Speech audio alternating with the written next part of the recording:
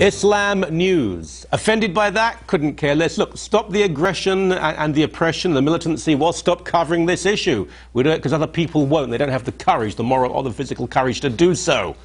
Pam Geller is a blogger and writer. Her website is Atlas Shrugs. She joins me now from New York, New York. Welcome to you. Hey, so happy to be here. Good, good. Now, well, what is going on in the world of Islam, both in the Islamic diaspora and in the Islamic heartland? Is everything all safe and warm and hunky-dory now? Well, I think this has been a banner year for Islamic imperialism. When you consider that we lost Egypt, we lost Iraq, we lost Afghanistan, Tunisia, it's sweeping, it's stunning. And I think that 2012 will be remembered as the year where hope really died, hope of averting a violent collision between civilizations. When you consider that President Obama actually recruited Sheikh Qaradawi, leader of the Muslim Brotherhood, to negotiate for the Taliban, who was living in caves upwards of 3-4 years ago, is now secure in power in Afghanistan. And one has to question what President Obama's agenda really was. If he had meant to turn Afghanistan over to the heinous Taliban, then why would he spend 3 years sending our soldiers to die with impossible rules of engagement? I'm deeply distressed by what's happening across the world and the catastrophic consequences we can come to expect. I think the media is absolutely corrupt and negligent and irresponsible, with the exception of yourself and Mr. Levant, and the few the truth tellers and freedom lovers, who increasingly are marginalized by Western intellectuals and the media. Do they think they'll be spared, Michael? Do they really believe that they will be spared? They'll be first, I assure you. Well, let me ask you something here, because I would predict many people would have said, lost Egypt, but we got rid of this brutal dictator and it must be free. I knew Egypt under Mubarak. In fact, I even knew Mubarak a little. This was a deeply flawed man. He was ultimately a pragmatist. He wasn't a sadist the way Saddam Hussein was, but there was a police force of an oppressive nature. Egypt was not some hellhole. It was not the place it could have been and should have been.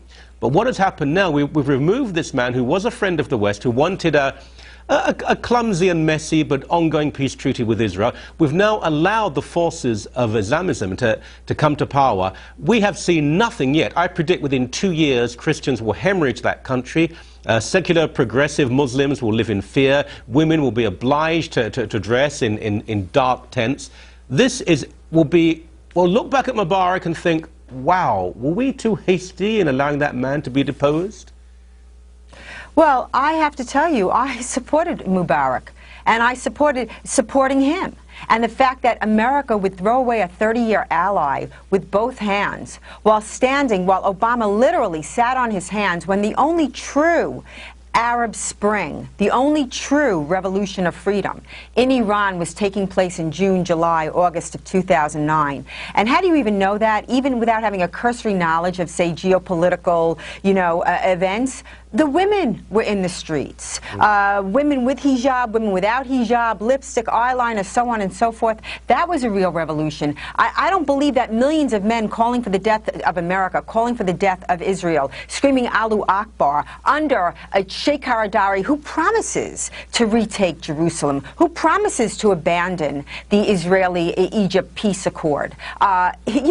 Mubarak was the only Muslim leader who agreed to a peace accord with Israel. Why would we throw him out with both hands? And the Muslim Brotherhood had wanted Egypt for a very long time. We did that. We delivered that, Michael. And that will be a stain on American history for decades, decades to come. I think there are other leaders in the region. Obviously, Jordan has a peace treaty which, at least on a personal level, with the royal family, is relatively close with Israel. We have other countries that are relatively moderate, some of the Gulf states and so on. But it's very troubling because when we look at Syria, for example, Assad is a dictator. His father was a dictator. They have murdered thousands of people. But at the same time, the very people who want to overthrow him are being led by a Muslim Brotherhood that has made it quite clear that the secularism of Syria will be a thing of the past. So I'm not saying we should choose one side or the other, but I'm uncomfortable with this absurdly optimistic grasping of anything that seems like rebellion in the Arab world. It's not always for the positive. No, clearly not. But it was not the Muslim Brotherhood agitating in Iran. That really was a people's movement, and we've seen those people's movement. Under Bush, we saw the Cedar Revolution, we saw the Rose Revolution. I think it's very important who the leader of the free world is, and I think that by abandoning freedom and liberty, that we have created this vacuum, and evil loves a vacuum. And interestingly enough, we look increasingly towards your Prime Minister Harper, who has shown, who has shown bold courage, spine, even in this new office of religious, the protection of freedom to worship or freedom from religion, whereas we had a office such as that, and we're dismantling it here in America under President Obama. So I think that who leads the free world is critical, Michael. We can't understate that. And we also you can't take sides and always choose the wrong side, which increasingly Obama has done. Look, why would we interfere in Libya on the side of jihadist elements, on the side of al-Qaeda? And clearly Gaddafi is no prince. But I assure you what's coming there. The transitional government already said that it's going to be a Sharia government. In Tunisia as well. This is sweeping changes. Nothing happens for decades, and decades happen in a day. And if people think they're going to be isolated from this, or this is not going to affect them in any way, they're in for an incredibly rude awakening. And that's why this presidential election is so critical in America. It's, the caucuses are today.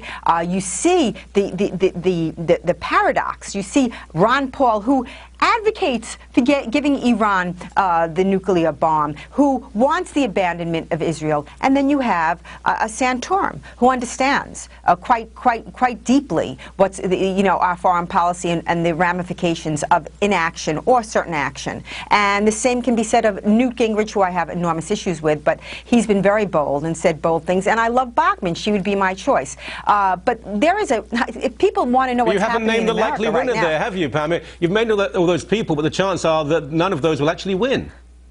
I know. It's really frightening, isn't it? But we're battling for the soul of the free world here. This is what is happening now. We're entering a critical time in history. We may very well be entering a very, very dark age, Michael. Very dark. Well, that was fun. We'll have you back. I'm going away for 2 weeks at the end of this week. When I come back, as long as they allow me back in, we'll certainly have you back on the show. I refuse to be beaten by those people who say you shouldn't have certain people on the show. I'll have whoever I want on this television show. Thank you so much for your time. You are a leading light. Thank you, Michael.